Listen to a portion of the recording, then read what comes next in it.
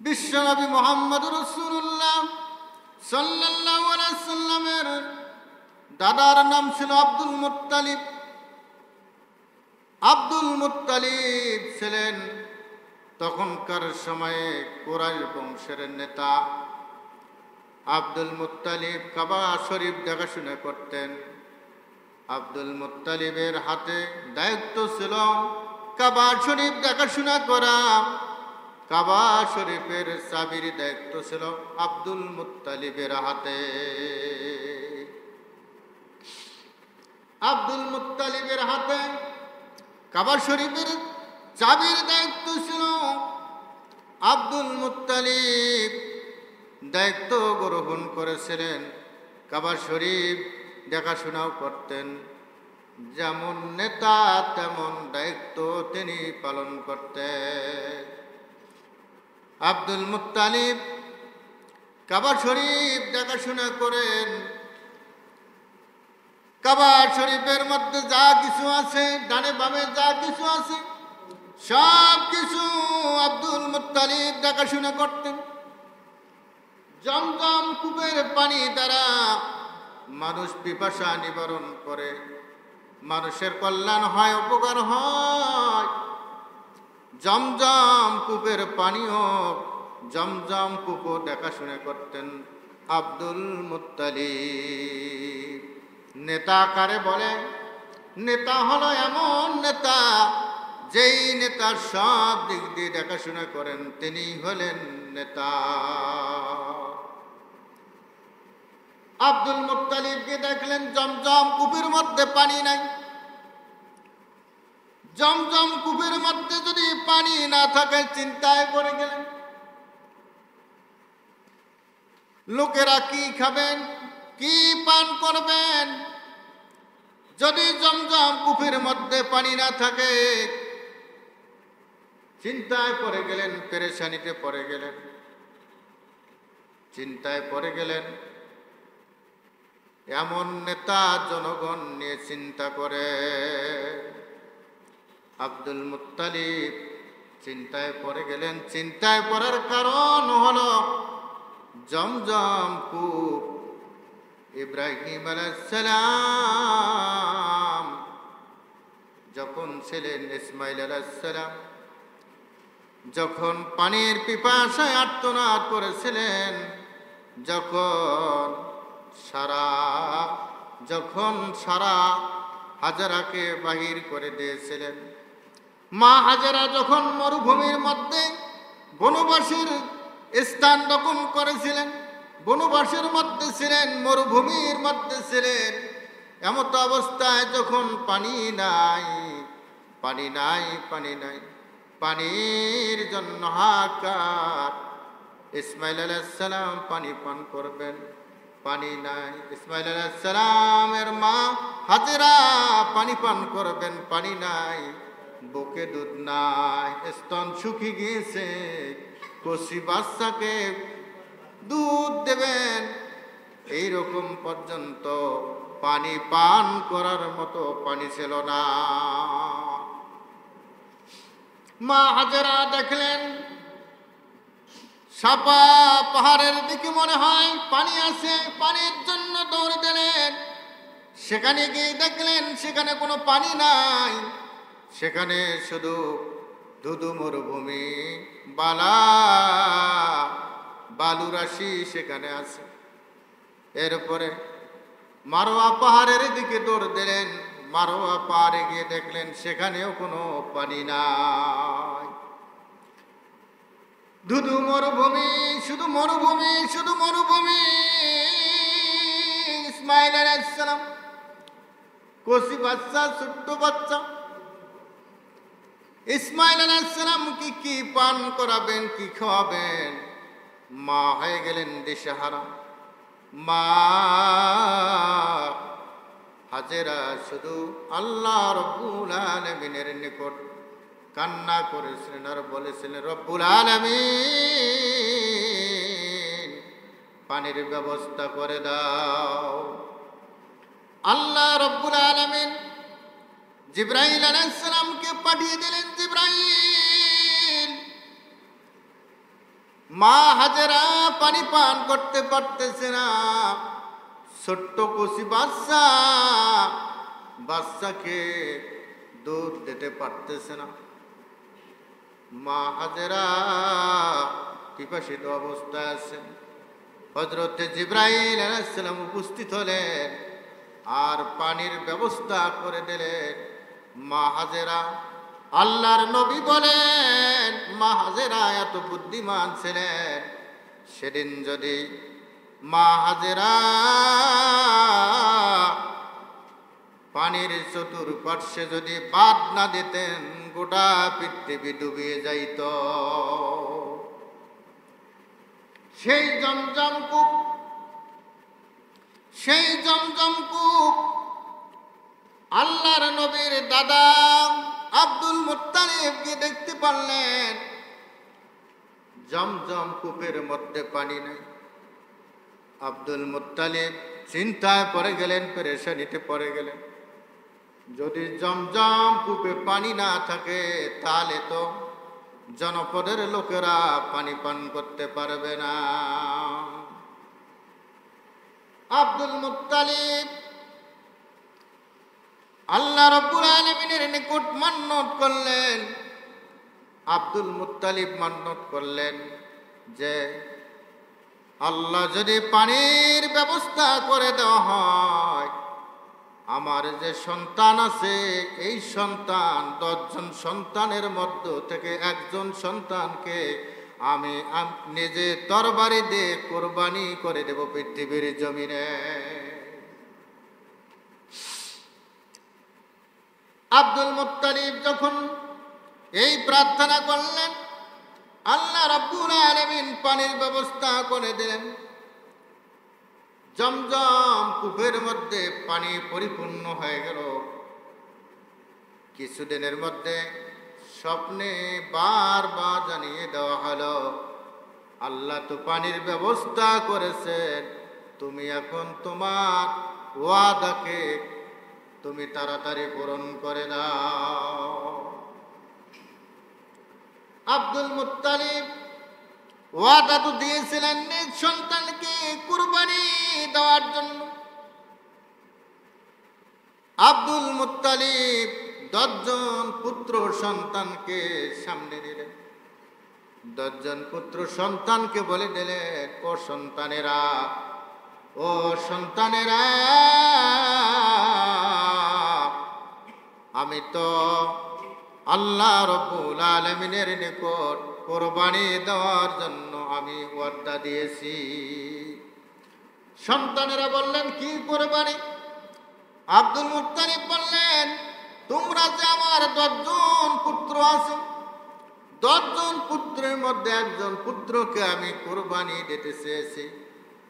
9 জন পুত্রকে এক এক করে জিজ্ঞাসা করলেন। 9 জন পুত্র বললেন, বাবা এটা কি সম্ভব? এটা কি হতে পারে? আপনি আপনার তরবারি দিয়ে আমাদের গলায় ছুরি চালাবেন, এটা হতে পারে না। 9 জন পুত্র রাজি হলো না। 9 জন পুত্র যখন রাজি হলো না, আব্দুল মুত্তালিব ছোট মানুষ আব্দুল মুত্তালিব বিশ্বনবী মুহাম্মদ রাসূলুল্লাহ সাল্লাল্লাহু আলাইহি ওয়াসাল্লামের বাবা আব্দুল মুত্তালিব ছোট্ট মানুষ রাজি হয়ে গেল। সুবহানাল্লাহ বলেন। 9 জন পুত্র রাজি হলো না, একজন পুত্র রাজি হলো। যিনি রাজি হলেন তিনি অন্য কেউ নয়, তিনি হলেন বিশ্বনবী মুহাম্মদ রাসূলুল্লাহ সাল্লাল্লাহু আলাইহি ওয়াসাল্লামের আব্বা জান। সুবহানাল্লাহ বিহামদিহি। আব্দুল্লাহ রাজি হয়ে গেল। আব্দুল মুত্তালিব কুরবানি করার জন্য যখন তৈরি হচ্ছেন, ছুরি ধার দিচ্ছেন, আব্দুল্লাহ দেখতেছেন আব্দুল্লাহ ধৈর্য আল্লাহ রাব্বুল আলামিন এমন ভাবে দিয়েছেন, আব্দুল্লাহ দেখতেছেন এই তরবারি দিয়ে কিছুক্ষণের মধ্যে আমি জবাই হয়ে যাব।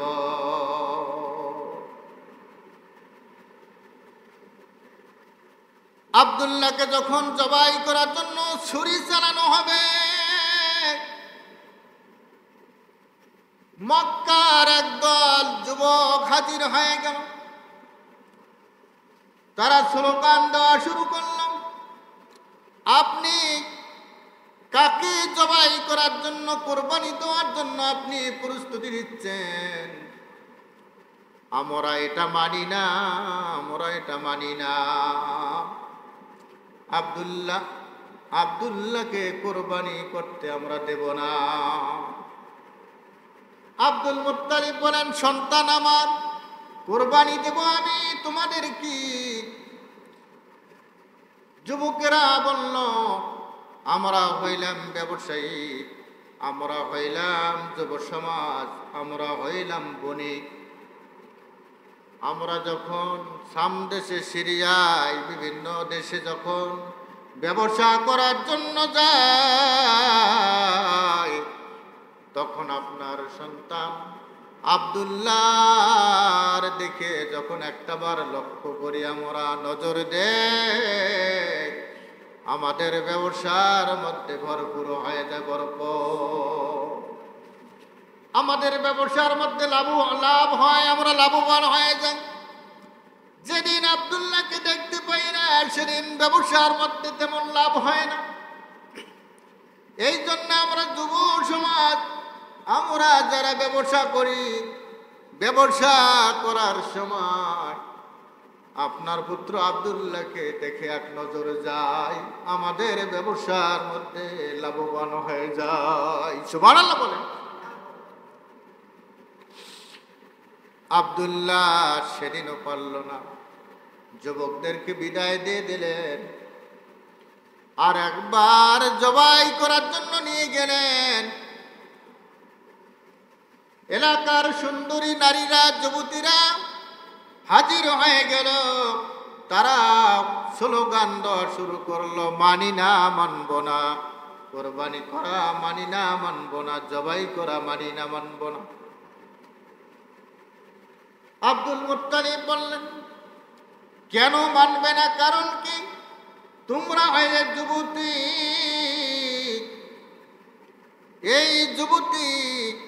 এই যুবতীদের একটা দল, এই যুবতীদের দলের একজন নেতৃত্ব দিয়েছিলেন। সেই সময় একজন নেতৃত্ব দিয়েছিলেন তখনকার সময়ের ধনাঢ্য ব্যক্তি, জমিদারের মেয়ে, জমিদার নৌফলের মেয়ে মরিয়ম নেতৃত্ব দিয়েছিলেন। নৌফলের মেয়ে নেতৃত্ব দিয়েছিলেন এই যুবতীদেরকে নিয়ে। নেতৃত্ব দিয়েছিলেন, তোমরা স্লোগান গাইবে যাতে করে আব্দুল্লাহকে কুরবানি করতে না পারে। আব্দুল মুত্তালিব বললেন, কেন কুরবানি করতে পারবো না? তোমাদের লাভ কি? নওফেলের মেয়ে মরিয়ম বললেন, এর কারণ হলো আমি বিবাহ করতে চাই, আব্দুল্লাহকে বিবাহ করতে চাই।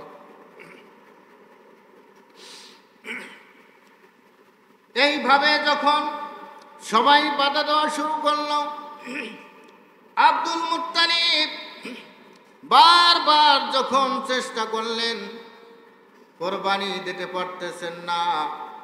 যুবকেরা হাজির হয়ে যায়, যুবতীরা হাজির হয়ে যায়। আব্দুল মুত্তালিবকে বলে দিলেন, বিকল্প রাস্তা খুঁজে। লটারি করা হলো। লটারির মধ্যে দুই প্রকারে থাকলো, কার নাম ভেসে আসে? আব্দুল্লাহর নাম ভেসে আসে না 100 উটের নাম ভেসে আসে? যদি 100 উট ভেসে আসে তাহলে 100 উট কোরবানি করা হবে। আর যদি আব্দুল্লাহর নাম ভেসে আসে তাহলে আব্দুল্লাহকে কোরবানি করা হবে। কারণ মক্কার যুবকরাও দিচ্ছে না, যুবতীরাও দিচ্ছে না কোরবানি করতে।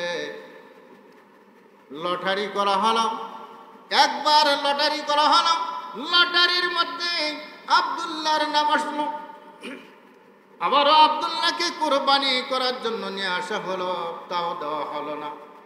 এইভাবে 99 বার আব্দুল্লাহকে কোরবানি করার জন্য নিয়ে যাওয়া হলো, 99 বার কোরবানি করতে দেওয়া হলো না।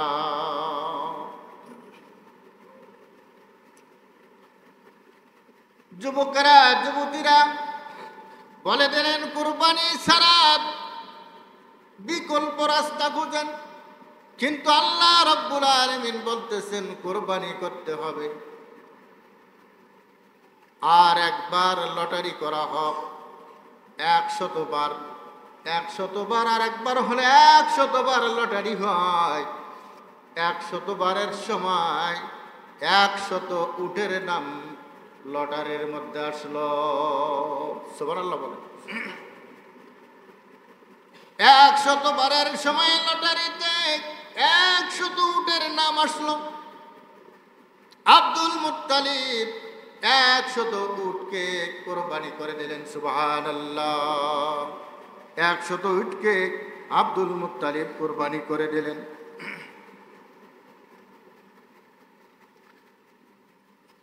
এই যে কঠিন মরুর দেশে তুমি আইলা মানব বেশে, এই যে কঠিন মরুর দেশে তুমি আইলা মানব বেশে, কোন সাধনে পাইল আবেদুল্লাহ দয়ার নবীজি, আপনাকে দেখিতে মনে চায়, আপনাকে দেখিতে মনে চায় দয়াল নবীজি, আপনাকে দেখিতে মনে চায়।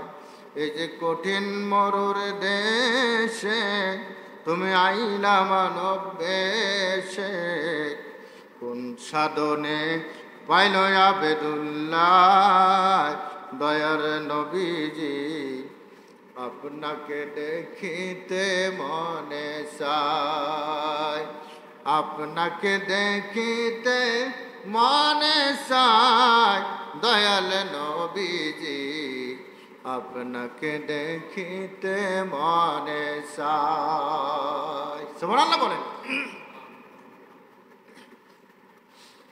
আব্দুল্লাহ আর কোরবানি হলো না। আব্দুল মুত্তালিব মক্কা থেকে মদিনায় গেলেন ব্যবসা করার জন্য। বন্ধুর বাড়িতে, বন্ধুর নাম ছিল আল আব্দুল ওয়াহাব জুহুরি। বন্ধুর নাম আব্দুল ওয়াহাব জুহুরির কাছে গেলেন ব্যবসা করার জন্যে। সেখানে যাওয়ার পরে একজন সুন্দরী যুবতী মেয়েকে দেখতে পারলেন আব্দুল মুত্তালিব। আব্দুল মুত্তালিব বললেন, বন্ধু আপনার একজন মেয়ে আছে, আপনার মেয়েকে আমি দেখতে পারলাম, আপনার মেয়ের সাথে আমার ছেলের যদি বিবাহ দিতেন তাহলে ভালো হতো। আব্দুল ওয়াহাব জুহুরি, জুহুরি এই জন্য বলা হয় স্বর্ণের ব্যবসা করতে। আব্দুল ওয়াহাব জুহুরি বললেন, আমার মেয়ে তো যেখানে সেখানে আমি বিবাহ দিতে পারবো না, আমার মেয়ের কাছে তোমার ছেলে কিছুই নয়, আমি তোমার কাছে বিবাহ দিতে পারবো না। আব্দুল মুত্তালিব বললেন, আমার ছেলেকে দেখলে আপনি পাগল হয়ে যাবেন। আব্দুল মুত্তালিব পরবর্তী সময়ে যখন আব্দুল্লাহকে নিয়ে আব্দুল ওয়াহাব জুহুরির বাড়িতে উপস্থিত হলেন, আব্দুল্লাহকে ডাকার সঙ্গে সঙ্গে আব্দুল ওয়াহাব জুহুরি আকৃষ্ট হয়ে গেলেন। সুবহানাল্লাহ বলেন। আব্দুল মুত্তালিব রাজি, আব্দুল ওয়াহাব জুহুরি রাজি। দুজনে রাজি, বলে দিলেন বিবাহের ব্যবস্থা করা হোক। বিবাহের ব্যবস্থা হয়ে গেল, বিবাহ বন্ধনে আবদ্ধ হয়ে গেল। আব্দুল্লাহর সঙ্গে মা আমিনার বিবাহ হয়ে গেল। সুবহানাল্লাহ বলেন। আব্দুল মুত্তালিব খুশি হয়ে গেলেন। আব্দুল মুত্তালিব যখন বউকে নিয়ে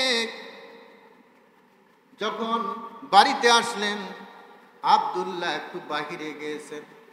ওই যে যুবতীদের লিডার নওফেলের মেমোরিয়াম, যে যুবতীদেরকে রাস্তায় নেমে দিয়েছিল, আব্দুল্লাহকে কোরবানি করতে নিষেধ করেছিল, সেই মরিয়মের সঙ্গে আব্দুল্লাহর হঠাৎ করে সাক্ষাৎ হয়ে গেল।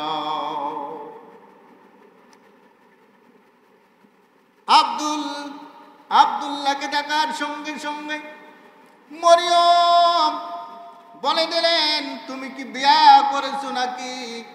আব্দুল্লাহ বলল, আমি তো বিয়া করেছি। নওফেলের মেয়ে মরিয়ম বলল, আমি তোমাকে বিবাহ করতে চেয়েছিলাম, কিন্তু বিবাহ করতে পারলাম না, আর কোনোদিন আমি বিবাহ করব না। এই কথা বলে কান্না শুরু করলেন। আব্দুল্লাহ বললেন, তুমি এখন কান্না করো কেন? মরিয়ম বললেন, কান্না করার কারণ হলো, আমি তোমাকে কোরবানি করতে দেই নাই, আমি তোমাকে বিবাহ করতে চেয়েছিলাম, এই জন্য বিবাহ করতে চেয়েছিলাম। আমি যখন তোমার দিকে তাকাইছি, তোমার কপালে আমি একটা নূর দেখতে পেয়েছিলাম সর্বদা।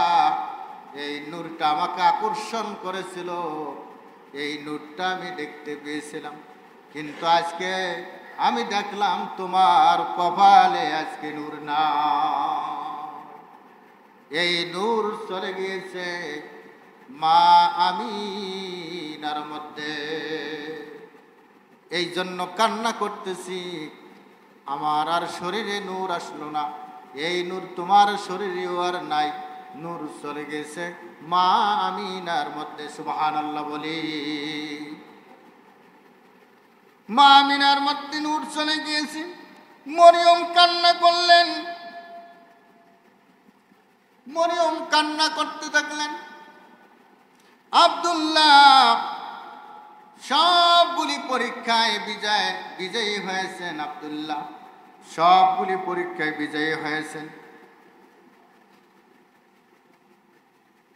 মা আমিনা গর্ভবতী হলেন, যেহেতু নূর এসে হাজির হয়েছেন কোথায়? মা আমিনার ভেতরে। মা আমিনা গর্ভবতী হয়েছেন।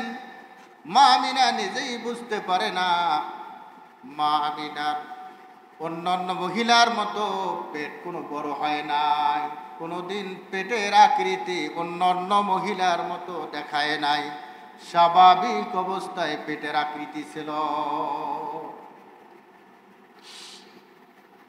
মা আমিনা স্বপ্নে দেখতে পারলেন,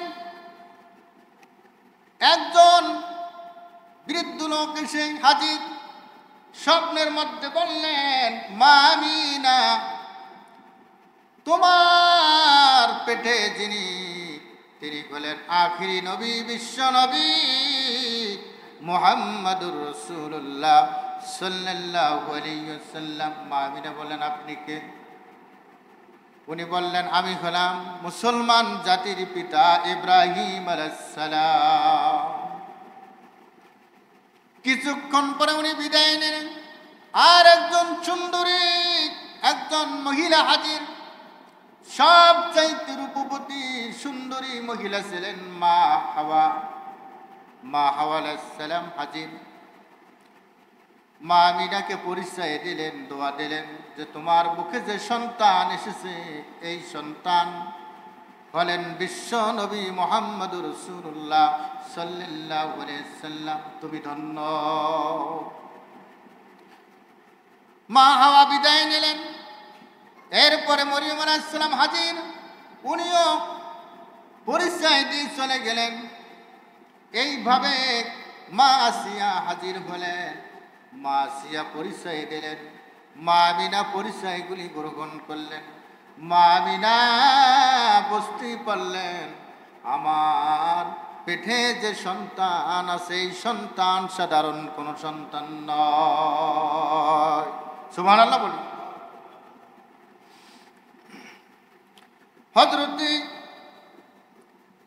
মুহাম্মদ রাসূলুল্লাহ সাল্লাল্লাহু আলাইহি ওয়াসাল্লামের মা আমিনা পেটে সন্তান নিয়ে বাড়ি থেকে বাহির হয়ে দাঁড়িয়ে দাঁড়িয়ে এদিক ওদিক ঘোরাফেরা করতেছেন। হঠাৎ করে দেখতে পারলেন একটা বাঘ একটা হরিণ, একটা বাঘ একটা হরিণ, দুজনের মধ্যে গভীর মিল মহব্বত। বাঘ গিয়ে হরিণকে চুমা খাইতেছেন, চুম্বন করতেছেন, হরিণ গিয়ে বাঘকে চুম্বন করতেছেন। মা আমিনা লক্ষ্য করলেন বাঘ পাইলে হরিণকে খায়, হরিণ দৌড় মারে, কিন্তু বাঘ হরিণকে চুমু খায়, হরিণও বাঘকে চুমু খায়। পাহাড়ের পাদদেশে দেখতে পারলেন এক পর্যায়ে হরিণ আর বাঘ দুজনে মিলে যখন কাছাকাছি উপস্থিত হচ্ছেন, এমত অবস্থায় মা আমিনা ভয় পাইতেছেন। মা আমিনা যখন ভয় পাইতেছেন, এমত অবস্থায় বাঘ আল্লাহ রব্বুল আলামিনের কাছে প্রার্থনা করলেন, রব্বুল আলামিন জবান খুলে দাও যেন মানুষের মতো কথা বলতে পারি। আল্লাহ রব্বুল আলামিন জবান খুলে দিলেন, জবান খুলে দিলেন। বাঘ বললেন মা আমিনা, মা আমিনার কাছে বললেন মা আমিনা একটু আপনার পায়ে চুম্বন করতে আমাদেরকে দাও। কারণ হলো আপনাকে চুমু খাওয়ার জন্য আসিনি, চুম্বন করার জন্য আসিনি। আপনার পেটে যে সন্তান আছে এই সন্তান সাধারণ কোনো সন্তান নয়, ইনি হলেন আখিরি নবী, বিশ্ব নবী মুহাম্মদুর রাসূলুল্লাহ সাল্লাল্লাহু আলাইহি ওয়াসাল্লাম। সুবহানাল্লাহ বলি। ইনি হলেন আখিরি নবী, ইনি হলেন বিশ্ব নবী মুহাম্মদুর রাসূলুল্লাহ সাল্লাল্লাহু আলাইহি ওয়াসাল্লাম। আল্লাহ নবী, দয়াল নবী গো, আপনি নবী আমার জীবনের জীবন। বলেন আল্লাহর নবী, দয়াল নবী গো, আপনি নবী আমার জীবনের জীবন। আল্লাহর নবী, দয়াল নবী গো, আপনি নবী আমার পরাণের পরাণ। আপনি আমার জীবন সাথী, অন্ধকার কবরের বাতি। আপনি আমার জীবন সাথী, অন্ধকার কবরের বাতি। আপনার নূরে সৃষ্টি এই ভুবন। আল্লাহ নবী, দয়াল নবী গো, আপনি নবী আমার জীবনের জীবন। রহমাতাল লিল আলামিন, আপনি উম্মতের জামিন। রহমাতাল লিল আলামিন, আপনি উম্মতের জামিন। এই গুনাহগার উম্মতের আপনজন। বাঘ আল্লাহর কাছে প্রার্থনা করলেন, বাঘের মুখ থেকে কথা বাহির হলো। মা আমিনার পায়ে চুম্বন করলেন আর বললেন, ও মা, আজকে এই জন্য বাঘ হয়ে আমি হরিণকে চুমু খাচ্ছি। হরিণ বাঘকে চুমু খাচ্ছে, এর কারণ কি? মা আমিনা বললেন এর কারণ কি? বাঘ বললেন, ও মা, আপনি হাঁটাহাঁটি করতেছেন, আপনার পেটে যে বাচ্চা বিশ্ব নবী মুহাম্মদ রাসূলুল্লাহ সাল্লাল্লাহু আলাইহি সাল্লাম, ওনার সুঘ্রাণ পাহাড়ের অলিতে গলিতে সুঘ্রাণ চলে গেছে। ওই সুঘ্রাণে আমরা আনন্দিত হয়েছি, সবাই আনন্দিত হয়েছি, বনের পশুরা আনন্দিত হয়েছি। এই জন্য একজন আর একজনের সাথে দুশ্মনী নাই, একজন আর একজনের সাথে কোনো প্রকার হিংসা বিদ্বেষ নাই, একজন আর একজনের সাথে মিল মহব্বতের মধ্যে আছি। বিশ্বনবী মুহাম্মদ রাসূলুল্লাহ সাল্লাল্লাহু আলাইহি সাল্লাম আপনার পেটে আছেন। এই জন্য দুজনের মধ্যে আমাদের গভীর ভালোবাসা, গভীর সম্পর্ক। মা আমিনা যখন বাচ্চা পৃথিবীর বুকে জন্ম দিলেন, মা আমিনা যখন জন্ম দিলেন এই পৃথিবীর জমিনে, মা আমিনা যখন বাচ্চা জন্ম দিলেন, হযরতে আব্বাস রাদিয়াল্লাহু আনহু বর্ণনা করেন, হযরতে আব্বাস রাদিয়াল্লাহু আনহু বর্ণনা করেন, আমি গেলাম আল্লাহর নবীকে ছোট্ট বাচ্চাকে দেখার জন্য। যখন গেলাম, যাওয়ার পরে দেখলাম দোলনায় করে কে যেন দোলনায় করে ঝুলাইতেছে, দোল খাইতেছে, দোলনায় করে ঝুলাইতেছে। আর দেখলাম একটা শাহাদাতের আঙ্গুলি, একটা আঙ্গুলি বারবার এদিক ওদিক এদিক ওদিক নড়াচড়া করা হচ্ছে। আল্লাহর নবীর কাছে যখন আমি ইসলাম গ্রহণ করলাম, আমি বললাম, হে আল্লাহর নবী, সেদিন আমি গিয়েছিলাম, সেদিন ছোট্ট মানুষ ছেলে, সেদিন তো আমি কোনো প্রশ্ন করতে পারি নাই, আজকে প্রশ্ন করি। সেদিন আপনাকে কে যেন, মা আমিনা ব্যস্ত ছিলেন, আপনাকে কে যেন দোলনার মধ্যে দুলাইতেছিল। আল্লাহর নবী বলেন, সেদিন দুলাইতেছিল, যেহেতু আমার আব্বা বেঁচে ছিল না, আমাকে দুলাইতেছিল আল্লাহর পক্ষ থেকে ফেরেশতারা হাজির হয়ে। সেদিন যে আঙ্গুল দিয়ে আমি এদিক ওদিক করছিলাম, সেদিন আমাকে আদর দেওয়ার মতো বাবা ছিল না, এই জন্য আমাকে আদর দিয়েছিল আকাশের চাঁদ। আমি আঙ্গুল দিয়ে যেদিক যেদিক আঙ্গুল দিয়ে ইশারা করছিলাম, আকাশের চাঁদ সেদিক দিয়ে আঙ্গুল দিয়ে চলাফেরা করছিল। সুবহানাল্লাহ বলি।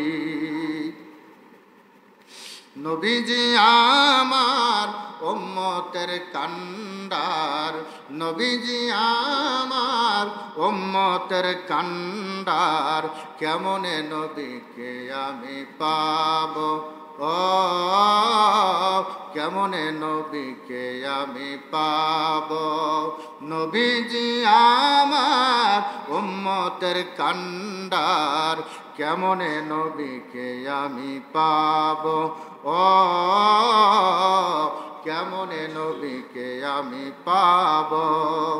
আমি উম্মত নবী গুনাবে সুমার, তোমাকে দেখার সাদ মনেতে আমার। দেখা দাও গো দয়াল নবী, মনের সাদ মিটাব, কেমনে তোমাকে আমি পাব, ও কেমনে তোমাকে আমি পাব। নবীজি আমার উম্মতের কান্ডার, নবীজি আমার উম্মতের কান্ডার, কেমনে নবীকে আমি পাব, ও কেমনে নবীকে আমি পাব।